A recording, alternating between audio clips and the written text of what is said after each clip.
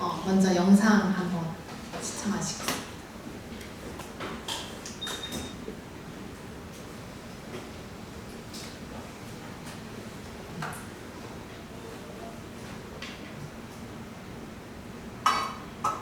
People change in 4 different seasons. This is a whole leadership talk, okay? People change when they hurt enough they have to, when they see enough they're inspired to, when they learn enough that they want to, and when they receive enough that they're able to. Those are the 4 times that people change. 네, 한 번만 더 볼게요. People change in 4 different seasons. This is a whole leadership talk, okay? People change when they hurt enough they have to, when they see enough they're inspired to, when they learn enough that they want to, and when they receive enough that they're able to.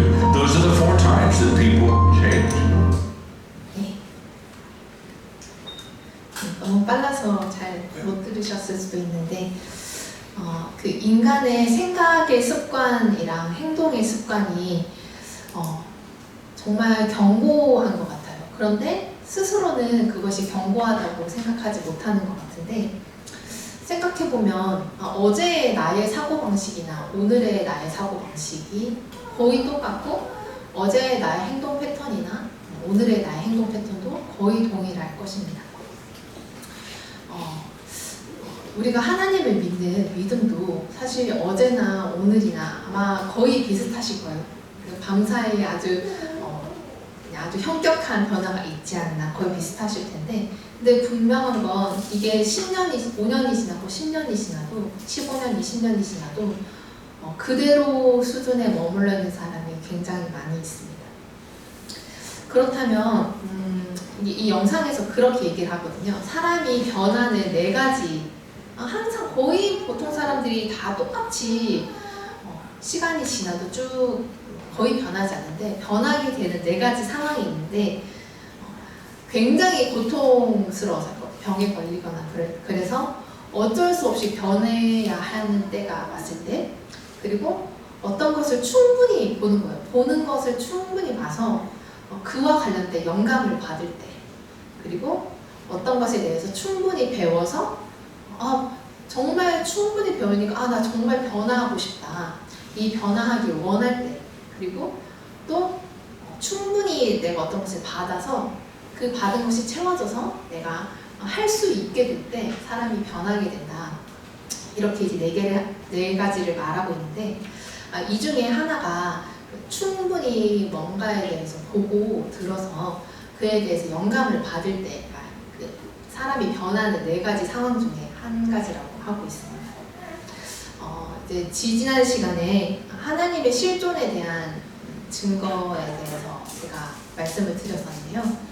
하나님의 실존에 대한 확신을 가지는 것도 마찬가지입니다. 이 충분히 봐야, 충분히 보고 찾고 그것을 직접 내가 얻어야 그것에 대해서 영감을 얻게 돼요. 하나님께서 열어주시는 거죠. 하나님에 대한 믿음, 또 진리에 대한 믿음이 그런 것을 충분히 받을 때 생겨나게 됩니다. 예전에 예수님의 부활에 대해서 그 흔적을 찾았던 그 트리뷴 기자 리스트로벨이라는 사람에 대해서 여러분 영상 보셨잖아요. 그 사람이 무신론자였지만 직접 그 부활의 증거를 조사해 가면서 수년간 조사하면서 정말 그 불변하는 믿음을 얻었듯이 사실은 저도 이 하나님의 실존에 대한 증거에 대해서 설교를 해야 되니까 또 이 주제로 하고 싶어서 자료를 찾다 보니까 자료를 정리하고 묵상하면서 하나님의 실존에 대해서 기존에는 내가 단편적이고 단선적이고 어떻게 보면 성경에서 가장 정말 익숙한 구절이라는 그 테두리 안에서 하나님에 대해서 제가 알고 있었다면 이 자료들을 모으고 제가 이제 발견을 하면서 이 성경이라는 테두리를 벗어나서 이 세상을 보고 삶을 보면서 이 하나님에 대한 실존의 증거 더 입체적이고 확장된 믿음으로 제가 진보하는 걸 실제로 느꼈습니다. 그래서 여러분께서도 이 내용들을 이제 깊이 생각하셔서 여러분의 하나님에 대한 믿음이 더 생기고 또 깊어지고 확장되는 계기가 되시기를 소망합니다. 네. 지난주 지지난 시간 잠깐 리뷰를 하면은 총 5가지 하나님의 실존에 대한 5가지 증거가 있는데 첫 번째가 만물의 존재 자체와 그 정교함이라는 것입니다. 인과율의 법칙, 어떤 결과가 있으면 그것이 있게 한 반드시 원인이 있는데 지금 만물의 모든 것이 존재한다는 것을 거슬러 올라갔을 때 어떠한 원인도 필요 없는 그 스스로 존재할 수 있는 그 제1원인자가 필요하다는 거죠. 철학적으로든 또 논리적으로든 과학적으로든. 그래서 인과율의 법칙에 따르면 이 세상 모든 것이 존재한다는 것 자체는 스스로 존재하는 그 제1원인자 하나님이 필연적으로 있어야 한다. 이제 이것이 하나의 증거이고요. 또 이 우주 만물이 아주 미세하게 조정되어 있어서 우리가 지금도 숨을 쉬고 이 지구상에서 또 이 우주 안에서 살고 있는데 이것은 오직 그 달랑 4가지의 힘, 이 수많은 광활한 우주를 구성하는 힘은 4가지 힘이 있고 또 수많은 물리 상수들이 있는데 이 중에서 가장 대표적인 게 이제 중력 가속도 같은 거 6점 얼마 곱하기 10의 마이너스 몇 이렇게 되는데 어떤 그 불변하는 그런 물리 상수들이 있다. 그만큼 정교하게 창조되어 있다. 그리고 이것이 정교할 뿐만 아니라 굉장히 효율적으로 만들어지고 92개의 원소로 그 조합만 다르게 해서 이 우주 만물이 다 구성되어 있다는 점. 그리고 그것이 아주 미적으로 탁월하게 만들어져 있다는 점. 곡선이나 어떤 프랙탈이나 이런 우리가 인간의 손으로 만드는 공산품과는 절대 비교할 수 없을 만큼 미적으로 탁월하다는 것을 말씀을 드렸고요. 그리고 하나님이 실존하신다는 두 번째 증거는 하나님이 스스로 행했다고 하신 그 알려진 이적이 그러면 역사적으로 증거가 있느냐. 성경에 기록된 그 사실들에 대해서 여러 가지 증거가 있지만 대표적으로 가지고 발췌를 해본다면 노아의 대홍수의 증거, 그 전 세계에 300가지가 넘는 그 대홍수 설화가 있다는 신화가 있다는 것, 그리고 높은 산맥에서 그 바다 생물들이 관찰된다는 것, 기타 등등이 또 있는데요. 또 출애굽 사건, 저 바다 이름 제가 잊어버렸습니다만 저 바다에서 그 이집트 나라에서만 유일하게 특이하게 사용하였던 그 전차 바퀴 등 그런 이제 전쟁 물품들이 발견됐다는 것들.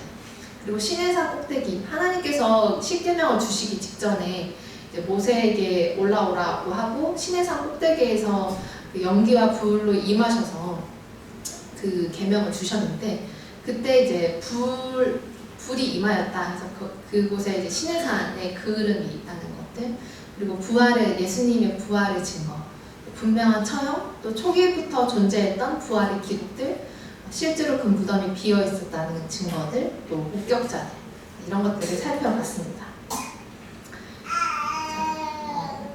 오늘은 그 인간의 의식과 영혼의 존재 이 부분만 살펴볼 텐데요. 이것이 어떻게 하나님의 실존을 증거하는지 살펴보겠습니다.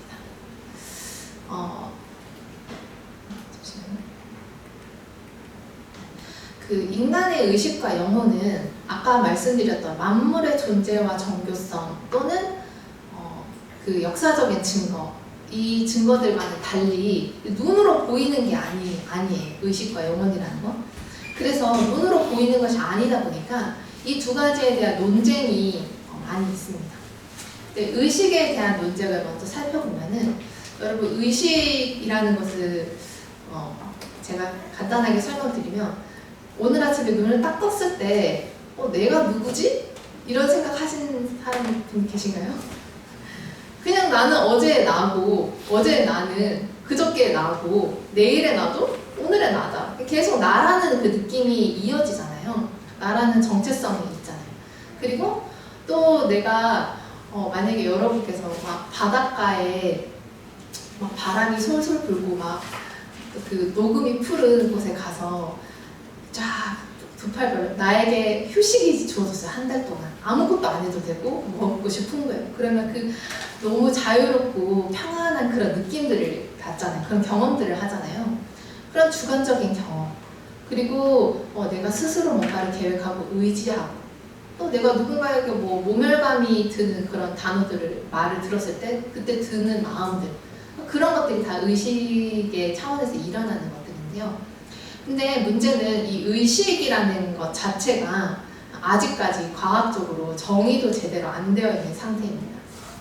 제가 저 EBS 다큐멘터리 그 캡처를 가져왔는데 저기 미시간 대학교의 마취학과 교수 연구원이라는 사람이 인터뷰를 하는 건데 뭐라고 돼 있냐면 의식이라는 건 사실 정의하기도 쉽지 않습니다. 이렇게 되어 있어요. 근데 그만큼 우리가 의식을 매일매일 나라는 생각을 가지고 사고를 하고 어떤 느낌을 하고 또 경험을 하고 이게 너무 익숙한 것이지만 이것이 무엇인지에 대해서 어디서 이것이 가능해지는지에 대해서 제대로 정의도 안 되어 있는 상태입니다. 그래서 그러면 이 의식이라는 게 뭐냐? 그래서 과학자들은 이제 유물론자, 그러니까 물질로만 뭐든지 해석하려는 사람, 그 사람들을 유물론자들이라고 하는데 그들은 이렇게 하죠. 뇌에 신경회로가 있는데 그 신경회로들끼리 서로 네트워킹을 해서 그런 현상이야. 나라는 느낌도 또 어떤 마음이 드는 것도 주관적인 경험을 하는 것도 의지를 일으키는 것도 그 네트워킹의 현상이고 결과물이야. 이렇게 보는 입장이 있고요. 아니다. 의식이라는 것은 물질이 아닌 비물질적인 또 다른 것이다. 이런 이제 논쟁이 첨예하게 대립하고 있습니다. 그래서 이 의식이라는 주제로만 사실 1995년인가 6년에 학회가 생겼는데 뇌신경학자들 간에 근데 이 의식이 뭐냐 어떻게 이거 의식이 생기는 거냐라는 주제로 30년 동안 매년 학회를 하고 있는데 아직 답이 안 내려졌어요. 아직도 분분하고 답이 안 내려졌는데 그만큼 이제 논쟁은 현재 진행 중입니다. 그리고 의식보다도 더 논쟁이 있는 이제 영혼에 관한 논쟁이 있습니다. 사람들이 영혼에 관한 경험들을 했다고 수많은 사람들이 보고를 합니다. 나 유체 이탈을 했어. 또 근사체험, 임사체험이라는 말도 쓰죠. 이 영혼에 관한 경험이 있으니 영혼이 있다라고 주장하는 입장과 아니다. 이 유물론자는 그러는 거죠. 절대 영혼은 없다. 이건 뇌의 환각 현상이다. 어떻게 그 안에 신경회로들이 잘못돼서 어떤 약물을 투여해서 어떤 상황에 처해서 공포심에 질려서 뇌가 만들어내는 이미지다. 이러한 이제 논쟁이 있는데요. 이제 살펴보도록 하겠습니다. 먼저 의식에 대해서 살펴볼 건데요. 영상 한번 보시겠습니다.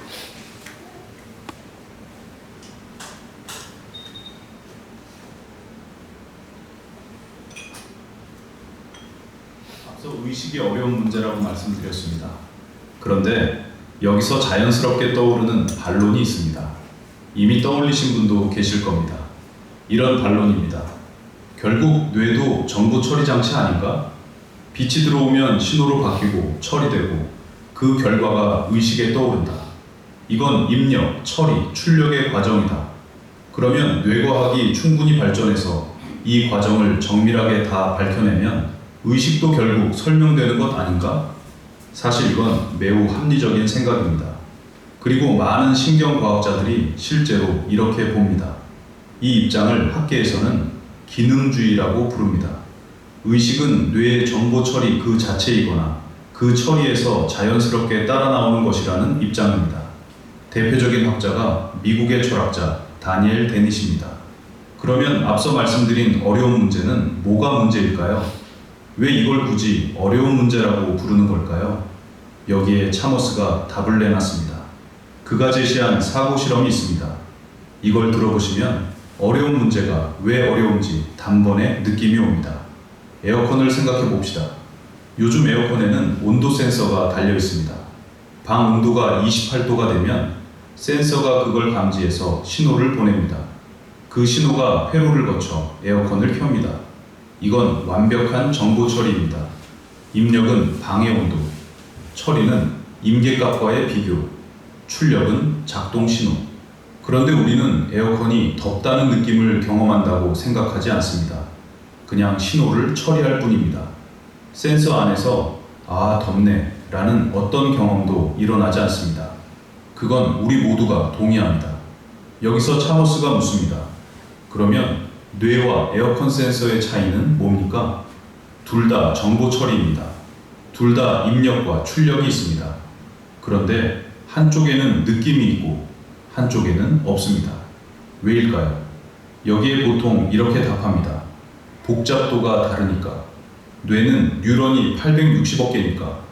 에어컨 센서는 너무 단순해서 의식이 없는 거다. 차머스가 다시 묻습니다. 그러면 얼마나 복잡해져야 느낌이 생기는 겁니까? 센서 100개를 연결하면 생깁니까? 100만 개는요? 100억 개는요?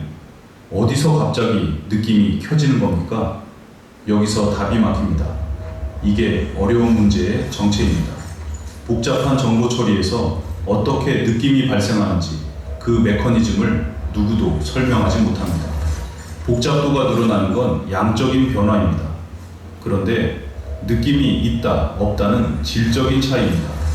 양적인 변화가 어떻게 질적인 도약을 만드는지가 설명되지 않습니다. 여기서 더 깊은 질문이 따라옵니다. 이 도약이 영원히 설명되지 않을 수도 있다는 겁니다. 왜 그런지 보겠습니다. 뇌과학의 모든 측정은 밖에서 이루어집니다. 뇌파, MRI, 뉴런의 발화기로 전부 밖에서 보는 데이터입니다. 그런데 의식은 안에서 일어납니다. 빨갛다는 느낌은 그것을 경험하는 본인만 알 수 있습니다. 차머스의 주장은 이거였습니다. 밖에서 본 데이터를 아무리 정밀하게 모아도 안에서 일어나는 경험으로 가는 다리는 놓이지 않는다. 예를 들어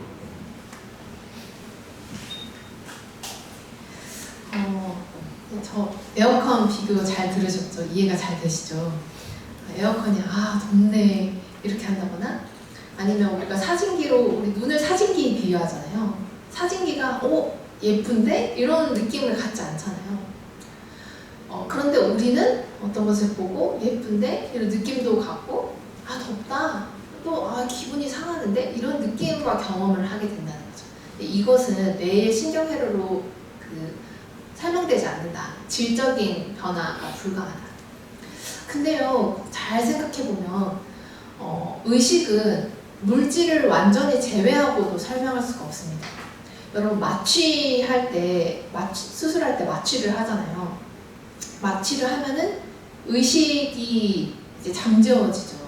그래서 고통도 느낄 수 없고 들을 수도 없고 볼 수도 없게 되죠. 또 뇌손상을 입은 사람 같은 경우에 성격이 변하기도 하고요. 그런데 또 물질로만 설명하는 것도 불가합니다. 그래서 이 그림을 잘 보시면은 전체가 이 의식이라고 본다면 뇌 신경회로로 설명할 수 있는 부분도 있고 또 반드시 뇌 신경회로로 설명할 수 없는 비물질적인 그런 영역도 있습니다.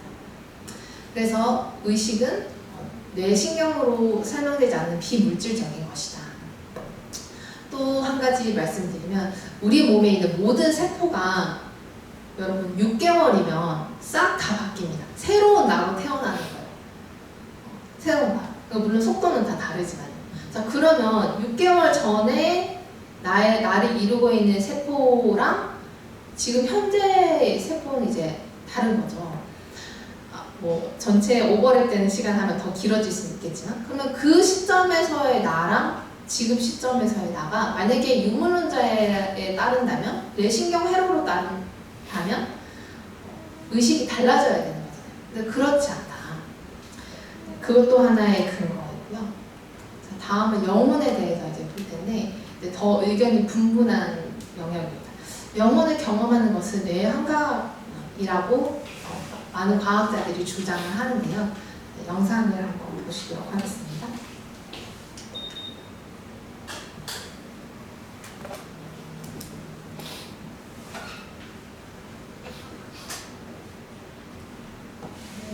(35, 6년) 전쯤인 1978년 9월 23일에 근사체험을 했습니다. 근사체험은 생생했지만 당시엔 그 경험이 무엇이었는지 몰랐어요. 근사라는 단어는 물론 근사체험에 대해 전혀 몰랐기에 너무 생소했었죠. 당시 27살의 엘리 무르만 씨는 둘째 아이 출산을 위해 병원을 찾았습니다. Ik ging naar het ziekenhuis om 저는 출산을 위해 병원에 갔죠. totdat 모든 것은 정상이었어요. 그런데 마지막에 저의 상태가 갑자기 나빠졌고 paniek bij de arts. 의료진이 당황하며 소아과, 산부인과의 다른 의사들을 불렀습니다. Wat allemaal. 그녀는 출산을 하다 자궁이 수축하던 중 출혈이 심해졌습니다. 엘리 무르만 씨의 생명이 걸린 위급한 상황이죠. 이때 그녀는 특별한 경험을 하게 됩니다. Ineens zie ik mij 순간 van bovenaf 저는 공중에 둥둥 떠서 op een 침대에 누운 저 자신을 보았어요. en althans ik zag een vrouw in bed 제 주변에는 많은 사람들이 둘러서 있었습니다. en allemaal mensen eromheen. En ik realiseerde 그리고 dat ik dat was. 의사들이 저의 배를 강하게 누르는 모습을 Mensen van 봤어요. heel hard op de buik van die mevrouw van mij dus aan het duwen waren. En 제 딸이 태어나는 모습도 봤어요. onze dochter 아이는 태어나자마자 천에 쌓여 다른 방으로 옮겨졌고 그곳에서 제 딸이 죽는 것을 보았어요. voor mij is zo'n 제가 깨어나자 의사들은 제 딸이 출산 도중에 사망했다고 말했습니다. 그녀는 근사 체험을 하게 됩니다. 체외 이탈을 통해 자신과 딸에게 벌어진 상황을 지켜봤습니다. 그리고는 바로 터널을 통과하는 경험을 하게 되죠. En vervolgens schiet ik 저는 터널 같은 곳을 빠른 속도로 통과했어요. een wezen. 터널 끝에서 누군가가 저를 기다리고 있었어요. 그 사람은 오래전에 돌아가신 저희 아버지였어요. 아버지는 저를 기다리고 있다가 함께 가자는 듯이 손을 내밀었습니다. En we liepen in een 저희는 아름다운 곳을 걸었습니다. prachtig 예쁜 꽃들이 있는 알프스 목초지 같은 곳이었고 Alpenwijk. 천상의 음악이 들려왔죠. Prachtige muziek. 사랑과 따스함이 가득했고 Omringd 천국보다 아름다웠습니다. warmte. 저희는 아름다운 빛을 향해 걸어갔죠. En we liepen door. 갈수록 더 아름답고 화려했어요. 아픔도 슬픔도 없었고 사랑만이 가득했죠. 그곳 또 다른 세상에는 슬픔도 아픔도 불행도 없고 좋은 것만 있었어요. 그곳에는 시간도 경계도 없었어요. 그저 존재할 뿐이죠. 사랑으로 채워진 욕조에 누워있는 것 같아요.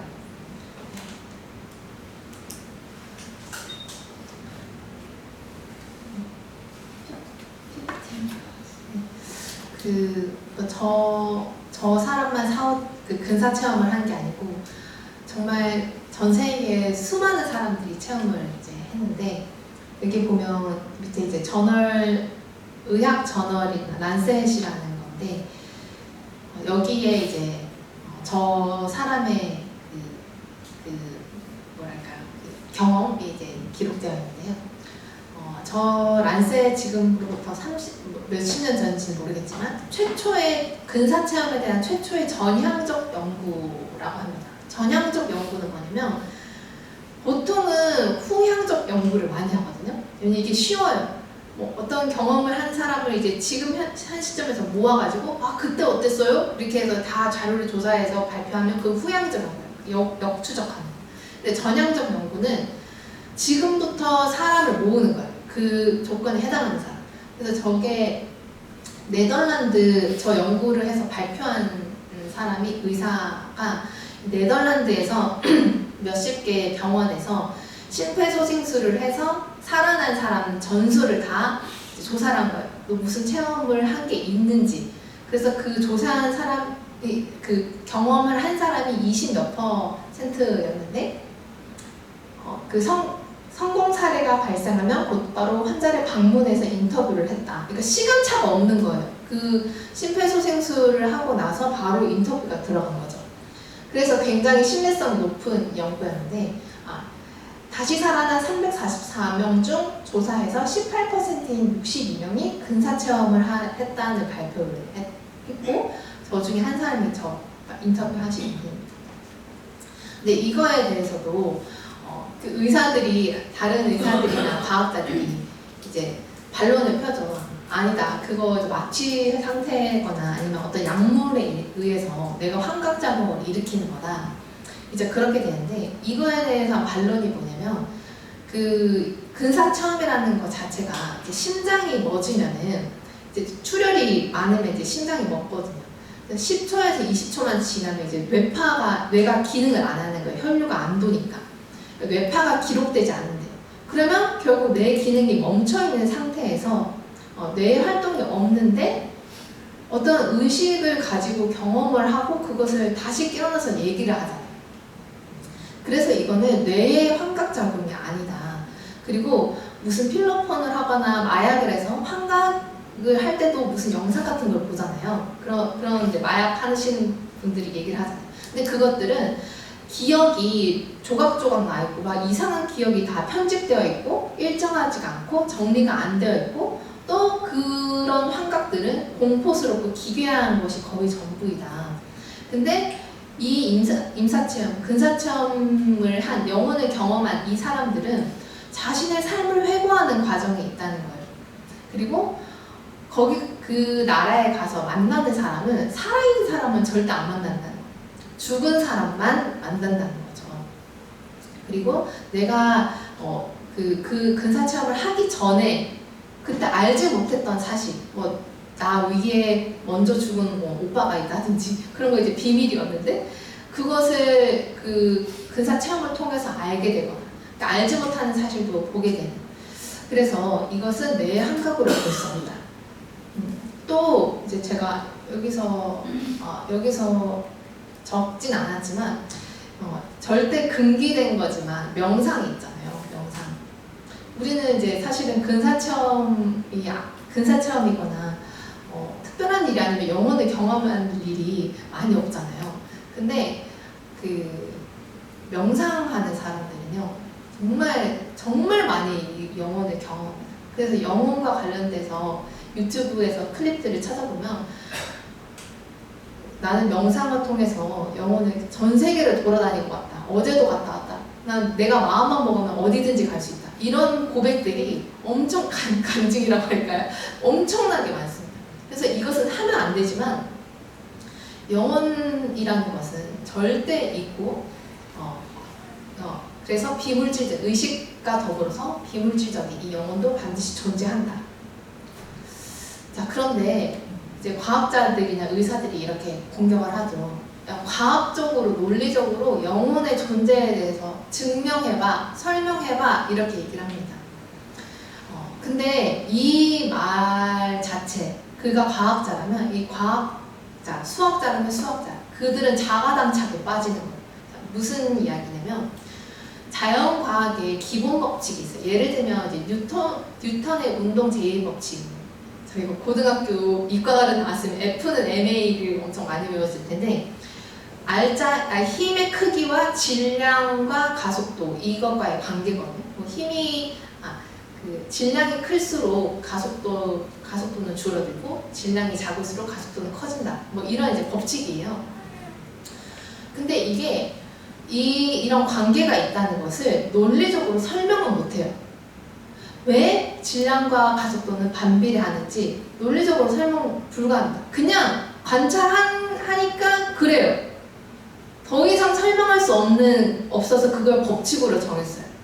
수학에서는 그걸 공리라고 하거든요. 더 이상 증명할 수 없는 최고의 가장 기본이 되는 어떤 명제를 공리라고 합니다. 그건 설명도 안 되고 논리적으로 증명된다. 그냥 그건 흡수해서 받아들이는 거예요. 그래서 과학자들이든 수학자들이든 그 공리나 자연 기본 법칙을 위해서 더 복잡한 현상들을 설명해낼 뿐이에요. 자기들도. 그래서 그 기본이 되는 것들을 설명할 수 없어요. 그래서 그러면 이 의식의 존재, 영혼의 존재도 논리적으로 과학적으로 설명하지 못하지만 분명히 그런 것이 있다는 증언들이 믿을 만한 증언들이 충분하게 있다면 그냥 그걸 받아들여야 되는 거예요. 그래서 제가 그 클립을 하나 준비했는데 과학 만능주의라는 것이 있습니다. 과학 만능주의. 이거는 띄어넣을게. 과학 만능주의 5번째 클립 좀 보여주세요.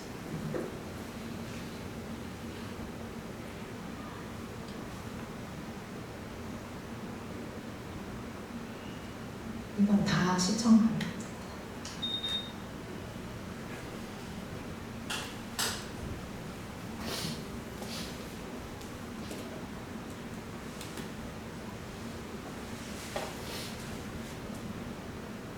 Scientism is a theory of knowledge.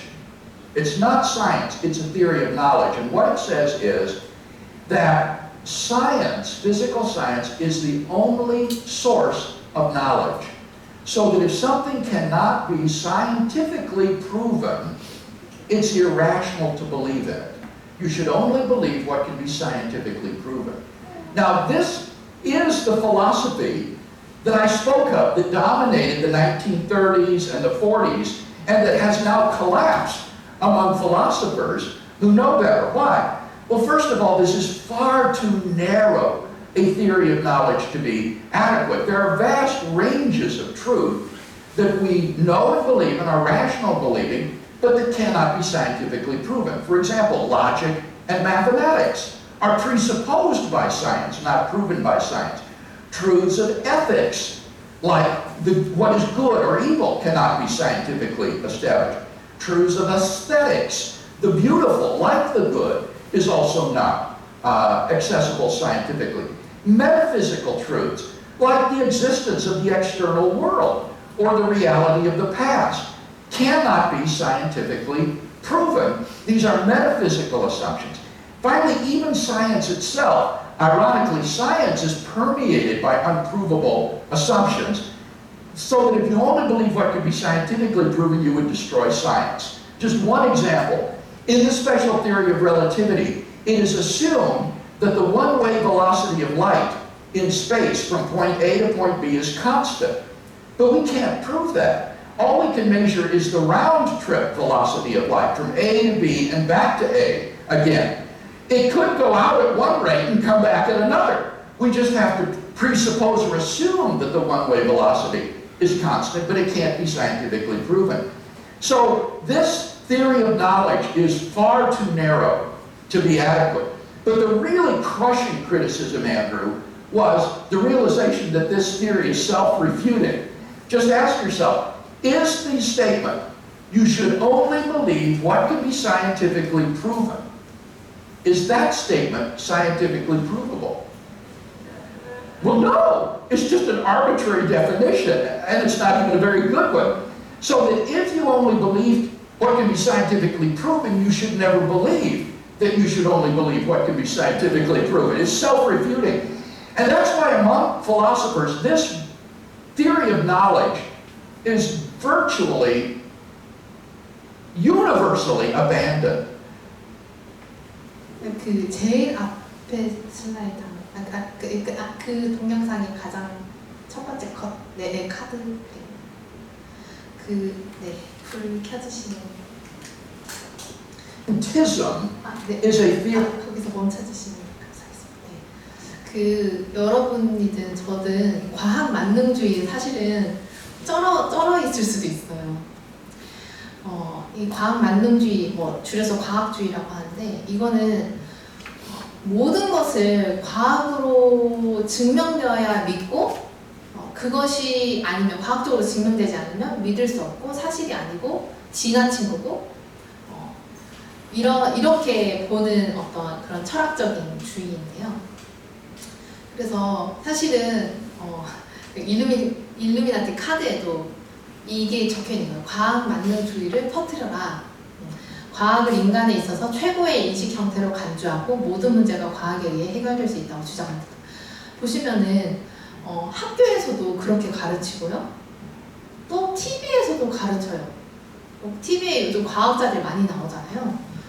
그렇게 나와서 뭐 이것저것 뭐 뇌신경 과학자들, 물리학자들, 뭐 화학하는 사람들, 뭐 천체하는 사람들 다 나와가지고 과학적으로 증명할 수 있느니 없느니, 그것이 옳으니 그르니 자기 마음대로 판단하고 그것이 결론인 것처럼 믿을 수 없어 이렇게 하고 끝나버려요.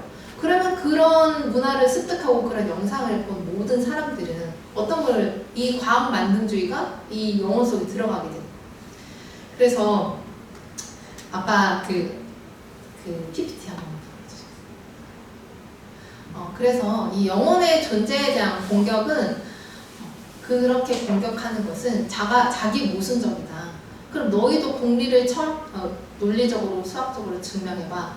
너희가 세운 기본 법칙을 설명해봐. 설명 못하지만 그것이 분명히 실제하기 때문에 그것을 받아들이는 거잖아.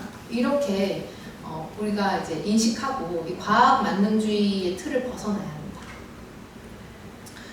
자, 그렇다면은 이제 의식과 영혼이 존재한다는 건 지금 무엇을 의미하는가? 이 세계에는 그러니까 그 증거 1, 2에는 이 세상 만물에 대해서 얘기를 했는데 그것뿐만 아니라 비물질적인 것들이 존재합니다. 그렇다면 이 비물질을 있게 한 그것이 의식이고 영혼인데 그러면 이것을 있게 한 인격체이자 영적이요 원인자가 있다는 것을 의미하죠. 영혼도 없으면서 영혼을 만들 수 없고 의식이 없으면서 의식 있는 존재를 만들 수가 없죠. 그래서 이런 것들이 있게 한 인격체이면서도 영적인 원인자가 반드시 있어야 하는데 성경에서 이렇게 얘기하고 있습니다. 하나님이 가라사대 우리의 형상을 따라 우리의 모양대로 우리가 사람을 만들고 여기서 이제 형상과 모양이 이제 2번 나오는데 이제 그렇죠. 우리가 모양은 그냥 그 외관적인 모양이에요. 머리카락, 몸, 얼굴 이런 이제 모양이죠. 근데 형상이라는 건 어떤 구성을 말하는 거예요. 그 하나님처럼 어떤 의식과 영적인 그런 체계가 있는 또 하나님은 영적인 몸을 가지고 계시지만 우리는 어떤 육적인 몸을 갖고 있죠. 그래서 하나님께서 인격체이고 영적이시기 때문에 하나님께서 만드신 그 형상을 따라 만들어진 우리가 인격이 있고 의식이 있고 영이 있다. 또 신약에도 이렇게 얘기하고 있습니다. 또 너희 온 영과 혼과 몸이 우리 주 예수 그리스도 강림하실 때 흠없게 보존되기를 원하노라. 사람에 대해서 이렇게 3가지 차원으로 설명을 하고 있습니다. 자, 그런데 이렇게 창조하신 목적이 있죠. 하나님께서 그냥 괜히 이렇게 창조하신 게 아니죠. 영이라는 것을 갖게 하신 것은 하나님과 교제하게 하시고 하나님이 영이시기 때문에 하나님과 교제할 수 있도록 영이 아닌 것과 영을 교제할 수가 없죠. 소통할 수가 없습니다.